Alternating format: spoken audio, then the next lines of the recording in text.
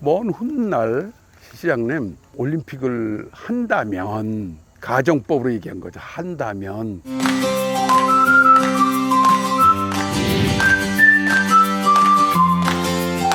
이 잠실 이쪽에 토지구획 정립 사업을 해서 텅텅 비어서 이제 앞으로 개발을 하려고 그러는데 78만 9천 평의 채비지가 딱 있단 말이죠. 제가 이걸 쫙 봤죠. 남한산성이 있고 성내천으로 이렇게 들어오고 몽천소송에서 한강으로 해서 남산으로 연결해서 야 이거 기가 막힌 데구나. 이거를 올림픽 공원가처럼 좀 크게 이렇게 공원으로 만드셨으면 좋겠습니다 하고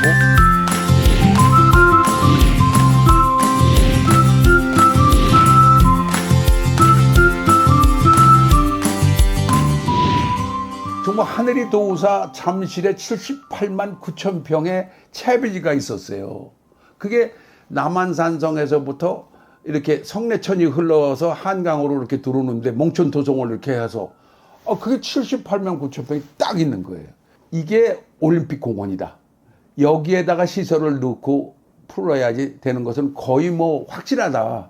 체육과 휴양의 공간이라고 그러자. 체육과 휴양의 공간. 이렇게 해가지고 국립경기장 부지 활용 방안을 제가 수립해가지고선 줬죠. 근데 그게 스케치가 이겁니다, 이거.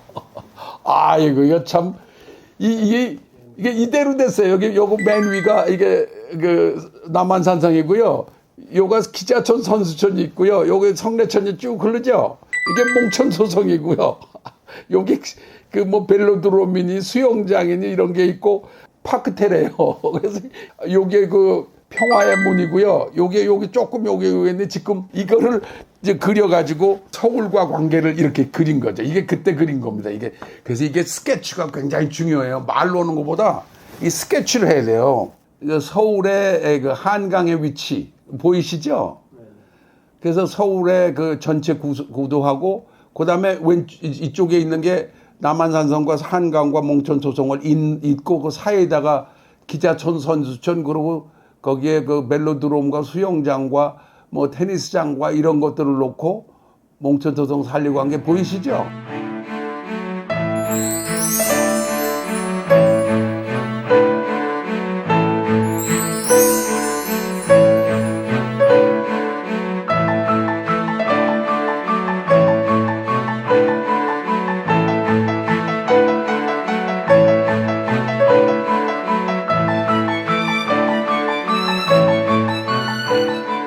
연결, 맥락 찾기.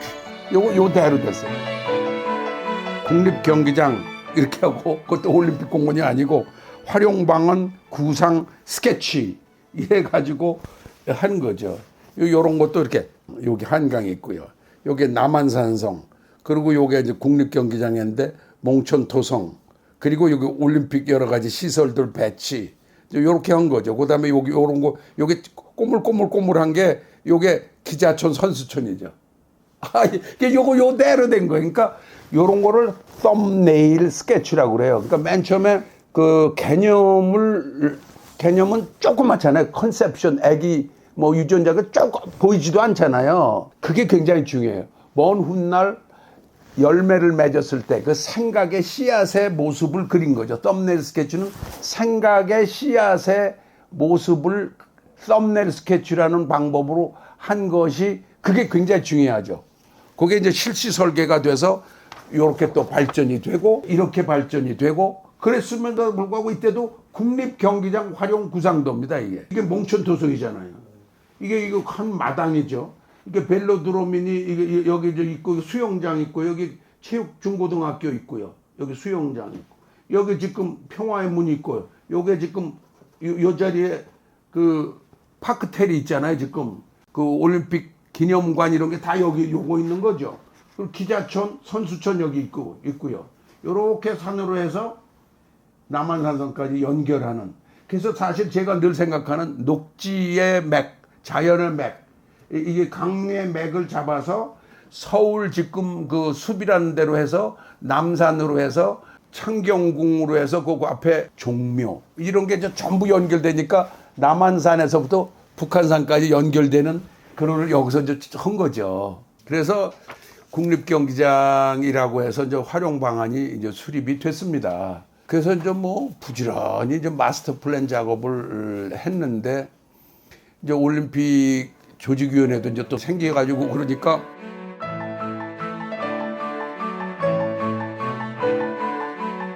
서울시에서 그 좀 더 자세히 도면을 마스터 플랜을 짜달라.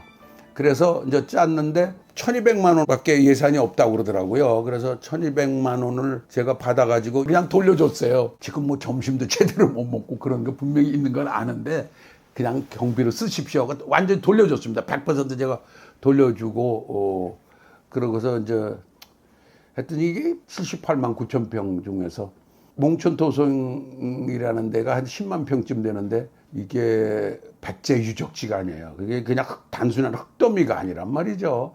2차 대전 때 쓰레기를 한 그 라블힐이 아니고 이건 뭐 토성이었단 말이죠. 그래서 78만 9천 평의 채비지라는 데 라블힐 같은 게 2000년 동안 있었다는 게 너무나 또 감사한 일이 됐습니다. 근데 더 큰 문제가 생겼어요. 예산이 너무 많다고 그래가지고 그때 이제 전두환 대통령 때인데요. 그 78만 9천 평 그 계획은 못 하겠다는 거죠.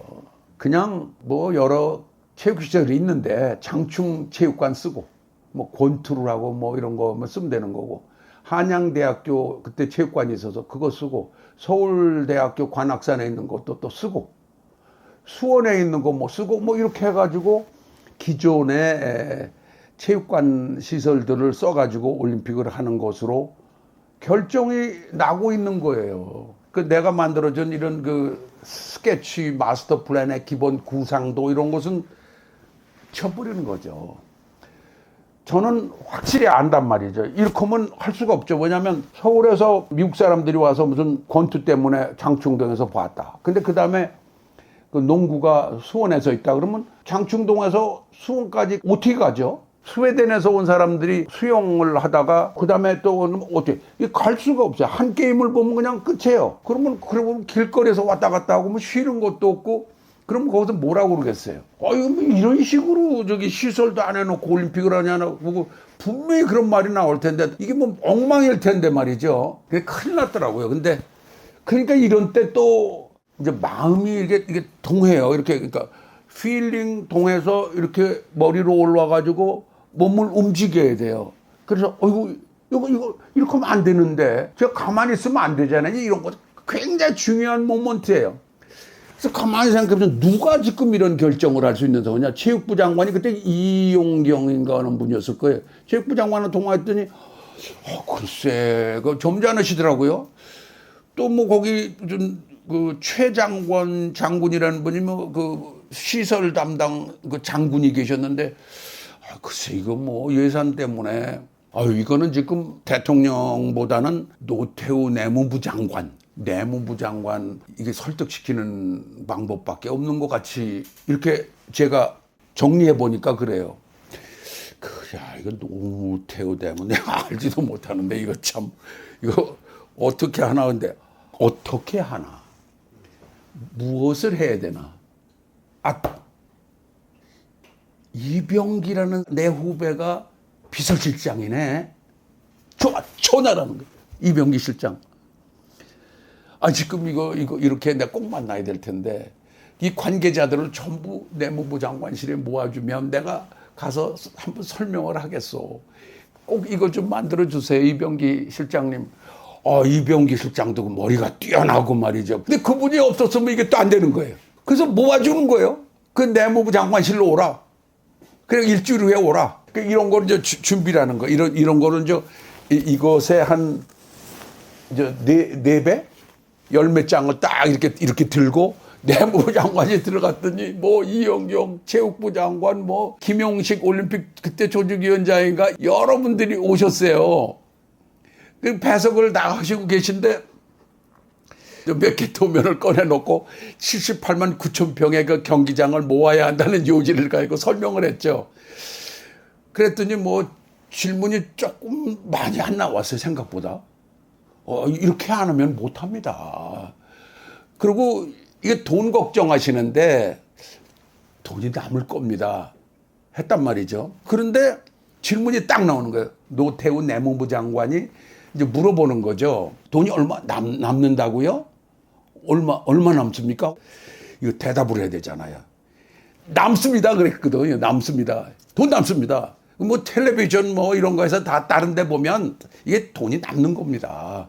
얼마 남습니까? 그래서 2천억 남습니다. 그래요. 2천억 남습니다.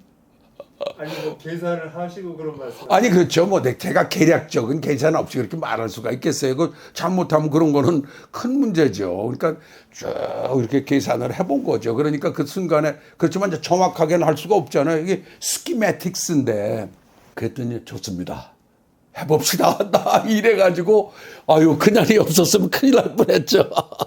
그래가지고 이제 82년 7월인가 올림픽 공원 마스터 플랜이 승인이 됐어요. 실제로 서울 올림픽 폐막 이후에 박세식 서울 올림픽 조직위원장과 사브란치 국제 올림픽 위원장과 함께 가진 공동 기자회견에서 서울 올림픽은 2,520억 원의 흑자를 기록한 대회였다고 발표하잖아요. 아이고 참 하나님 감사한 일이죠.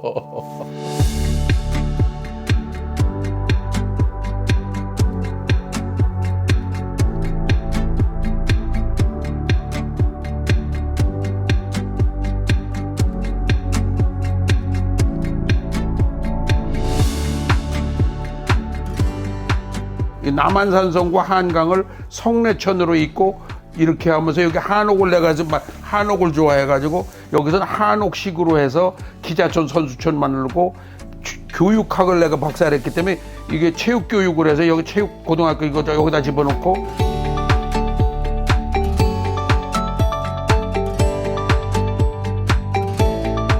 요렇게 가는 거예요. 요게 좀 평화의 문이 되고.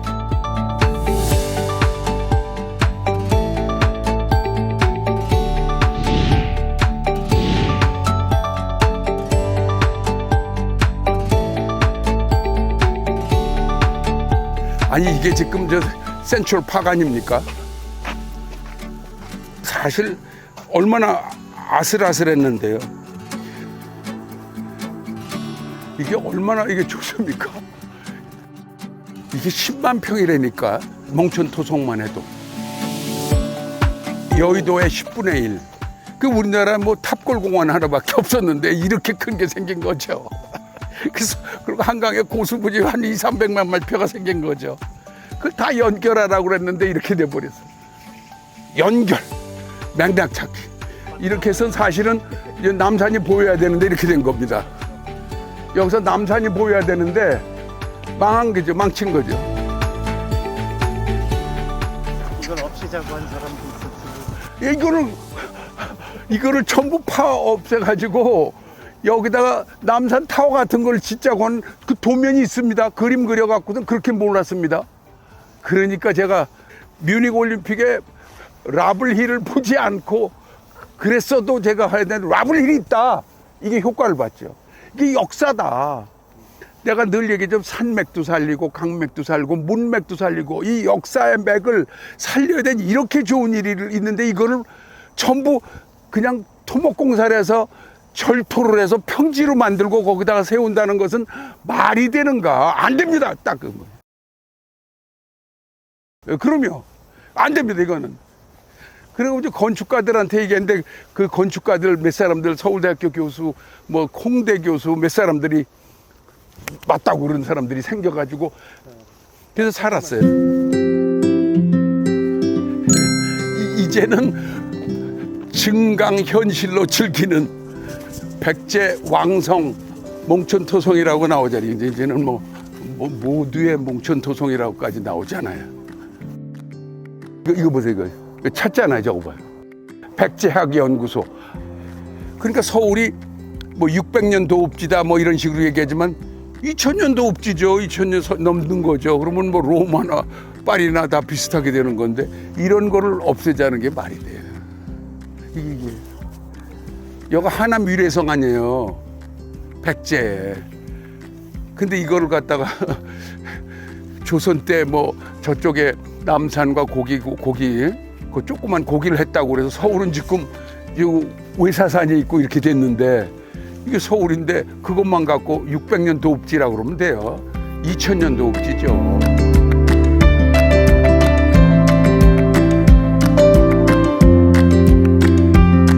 이거 보세요. 이게 그 뉴욕의 뭐 센트럴 파크이 무색하잖아요. 이게 얼마나 이 동네 사람들이 살기 좋으냐고 이게. 그리고 저거 123층도 저것도 됐으니 저 보세요. 이게 얼마나 여가 지금 엠파이어 스테이트 빌딩 있는 것 같잖아요. 이게 서울이 이렇게 과거와 현재와 미래가 공존하는 것 같은 모습이잖아요. 2000년 전의 모습 찾아내고 지금 2020년 모습이 이렇게 되고 막 이러잖아요. 도시에는 녹지 공간, 오픈 스페이스, 그린 스페이스, 열린 공간이 꼭 필요하고 걸어 다닐 수 있고 멈춰서 이렇게 쉴 수 있고 이렇게 여기서 또 연장되는 그런 공간이 있어야 되고 이런 것을 자동차 길 말고 격자지구 말고 이렇게 자연스러운 것이 완전히 연결돼서 여기서부터 북한산까지 가는 것에 시발을 건 거죠. 이게 시발을 건 사례예요. 그냥 이념적으로 개념적으로 책을 통해서만 보면 안 되고 직접 가서 보니까 쫙 앉아 이렇게 논단 말이에요. 샌드위치 까먹으면서. 이거 그대로잖아요. 근데 이거 여가 훨씬 크죠. 그 뭐 여기는 훨씬 한 10배는 더 커요. 외국 대사들이 자기 애들 데리고 와서 서울에서 자동차 치일 걱정 안 하고 자전거 타고 그럴 수 있는 곳이라고 늘 얘기하거든요, 저한테. 이거 보세요. 이렇게 되다. 여기다 아파트 지었으면 어떡할 뻔했어. 큰일 났다. 이게 홀로 남은 거, 이게? 예, 맞습니다. 이게 홀로 나무라는데. 이게 내 나무네, 나 홀로. 이게. 이거 뭐 거의 대관령인데. 그렇지. 그래서 그 외국 사람이 지금 뭐 K칼천지에서 와서 보면 근데 이런 데 와 보면 아 이게 좀 좋아지지.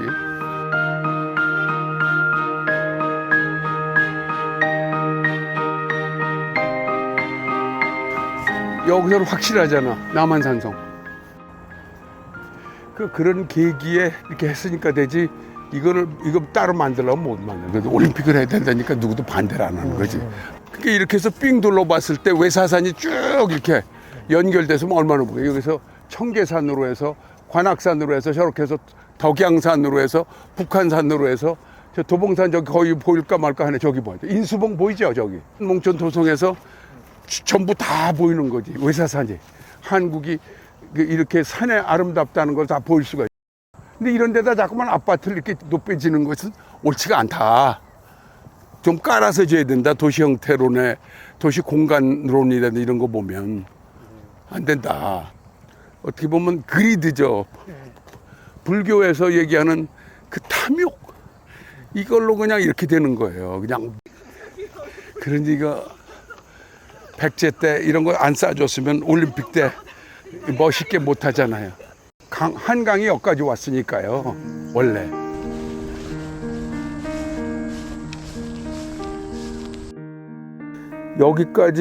여기까지 올림픽으로 공원으로까지 만드는 것도 지난한 과정이었는데 역적 같았는데 또 데모가 일어나고 국내에서도 올림픽 하는 것을 군정 연장이라고 그러고 해서 막 야단이고 비행기가 막 떨어지고 747 떨어지고 전 세계가 핵전쟁을 하게 되고 뭐 야단이었으니까 얼마나 어려운 과정이었던 거를 짐작하실 수 있으시겠어요? 참 저는 이거를 해야지 이 나라 발전한 것이라고 생각했기 때문에 64년에 그 꿈을 버릴 수 없고 준비하고 공부하고 뭐 다 유럽까지 갔다 온 사람으로서는 이거를 해야 된다는 그 일념 때문에 나라를 생각하는 그 일념 때문에 포기라는 것은 제 머리에 있을 수가 없었죠. 포기라는 게 없어요. 근데 국내 정세가 엉망이고 세계 정세가 막 엉망이고 그래서 이거를 넘어가는 일을 해야 되는 것 때문에 올림픽 평화운동이라는 것이 또 태생이 돼서 그걸 또 한 번 또 넘어가는 거죠.